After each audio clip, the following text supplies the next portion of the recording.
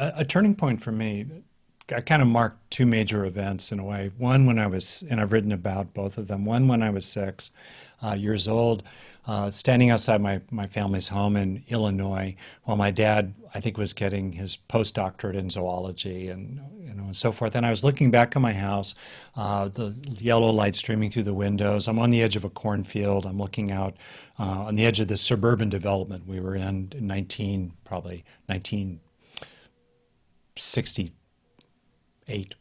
No, I beg your pardon, 1958. I was 6 years old then. And I just looked out and I just knew that there was unhappiness in my home. And it wasn't my fault. And there was nothing I could do to change it. It wasn't about me. But I had to deal with it. And out in the distance, I saw these twinkling lights. And I thought, that's where ultimately I belong. And I just have to get there. And in that experience was a lot of self-awareness and a deep sense of, I had to get on my own side. I had to help myself. And the emotional quality of it was wistfulness. And I wasn't angry at what was happening in the home, but there was discernment about it, that it wasn't about me. It was separated from me. And I needed to be for myself because I was kind of on my own. And I think that fundamental position or stance that's can start conceptually, but it becomes very emotional and visceral, is absolutely fundamental to any kind of positive development. As Rabbi Hillel wrote, right? If you're not for yourself, who will be? And if not now, when?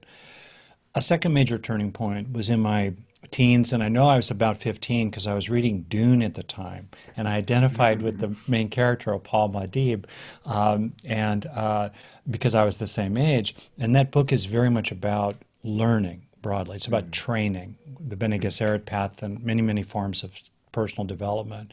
And at that time, I was very unhappy. It seemed hopeless. The past was terrible, the present was terrible. But it really came to me almost kind of suddenly that no matter how bad it was, like Paul Muad'Dib, I could learn a little every day. I could get a little less shy around girls. I could be a little more skillful with my parents. I could be less rattled by bullies. I could feel better about myself. I could grow and develop and heal a little bit every day. And that was profoundly hopeful, profoundly hopeful. No matter how bad the past has been or what the present is as it arises, we can always grow into the next minute in a useful way. And I think, they say in Tibet, you may have heard this from Mathieu Ricard, that if you take care of the minutes, the years will take care of I themselves. love that. I love that saying.